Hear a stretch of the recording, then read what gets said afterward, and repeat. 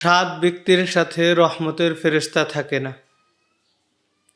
আসসালামু আলাইকুম রহমতুল্লাহি ওয়া সম্মানিত দর্শক শ্রোতা, আজকে আমরা জানব সাত ব্যক্তির সাথে রহমতের ফেরেশতা থাকে না। আল্লাহ তাআলার দয়া এবং অনুগ্রহ পাওয়ার জন্য আমাদের বিশেষ বিশেষ কিছু আমল করা জরুরি। তো আল্লাহ রাব্বুল আলামিন দুনিয়াতে মানব জাতিকে সৃষ্টি করছেন এবং তাদের নিয়ম শৃঙ্খলার জন্য ফেরেশতাদের মাধ্যমে অনেক কিছু নিয়ন্ত্রণ করে থাকেন। তো আজকের এই ভিডিওতে আমরা জানব এমন সাতজন ব্যক্তি আছে যাদের সাথে রহমতের ফেরেশতা থাকে না। নাম্বার 1, নাপাক ব্যক্তি।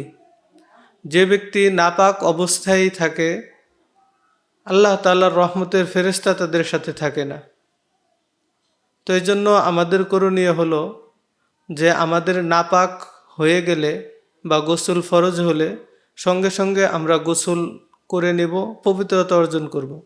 কারণ আল্লাহ রাব্বুল আলামিন ইরশাদ করেন যে নিশ্চয় আমি পবিত্র এবং আমি পবিত্রতাকে ভালোবাসি। তো এই জন্য আমাদের উচিত হলো যে নাপাক হয়ে গেলে বা গোসল ফরজ হলে সাথে সাথে গোসল করে নেওয়া, নাপাক অবস্থায় না থাকা। নাম্বার 2, মদ পান করেনেওয়ালা। যে ব্যক্তি মদ পান করে ওই মদ্যপেয়ের সাথে রহমতের ফেরেশতা থাকে না। হাদিসের মধ্যে আসছে যে মদ এবং প্রত্যেক নেশা জাতীয় বস্তু হারাম, সেগুলো পান করা বা সেবন করা যাবে না। তো এই জন্য আমাদের করণীয় হলো যে মদ পান থেকে এবং নেশা জাতীয় বস্তু থেকে আমাদেরকে দূরে থাকা। যদি আমরা এই সমস্ত কাজ করি তাহলে রহমতের ফেরেশতা আমাদের সাথে থাকবে না। অতএব আমরা মদ পান করব না এবং কোনো প্রকার নেশা জাতীয় বস্তু পান করব না, সেবন করব না। নাম্বার 3, গীবতকারী এবং চগলখোর ব্যক্তি, তাদের সাথে রহমতের ফেরেশতা থাকে না। গীবত হলো কোনো ভাইয়ের অনুপস্থিতিতে তার অপছন্দনীয় কিছু কথাবার্তা বলা, আর চগলখড়ি বলা হয় একজনের কথা অপরজনের কাছে গিয়ে অতিরিক্ত সাজিয়ে গুছিয়ে ঝগড়া লাগানোর নিমিত্তে কিছু বলা। তো এই ধরনের অভ্যাস যাদের আছে তাদের সাথে রহমতের ফেরেশতা থাকবে না।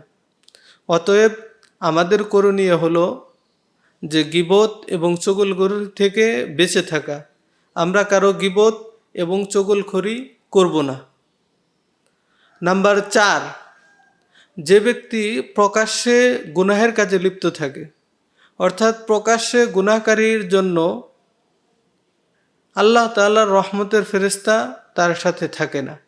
এই জন্য আমরা প্রকাশ্যে গুনাহ করা থেকে বেঁচে থাকব এবং অপ্রকাশ্যে গোপনে গুনাহ করা থেকেও বেঁচে থাকব। নাম্বার 5, শিরিককারী ব্যক্তি। যে ব্যক্তি আল্লাহ তাআলার সাথে শিরিক করবে, আল্লাহ তাআলার রহমতের ফেরেশতা তার সাথে থাকবে না। কেননা হাদিসের মধ্যে এসেছে এবং পবিত্র কালামে পাকের মধ্যেও এসেছে, নিশ্চয় শিরিক হলো বড় জুলুম, আর জালেমের সাথে আল্লাহ তাআলার রহমতের ফেরেশতা থাকা অসম্ভব। নাম্বার 6, অমর্যাদাপূর্ণ কথা ও কাজ করা, অশ্লীল বেহায়াপনার সাথে কাজ করা।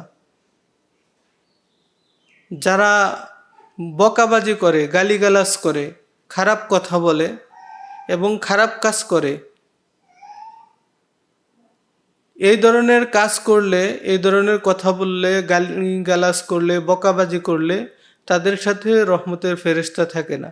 অতএব আমরা এই সমস্ত বকাবাজি এবং গালিগালাজ, অশ্লীল কাজ, বেহায়াপনার কাজ, এই সমস্ত কাজ থেকে বিরত থাকব। নাম্বার 7, মা বাবার সাথে খারাপ ব্যবহার করা। যে সমস্ত ছেলেরা, যে সমস্ত মেয়েরা মা বাবার সাথে খারাপ ব্যবহার করে তাদের সাথে আল্লাহ রাব্বুল আলামিনের রহমতের ফেরেশতারা থাকে না।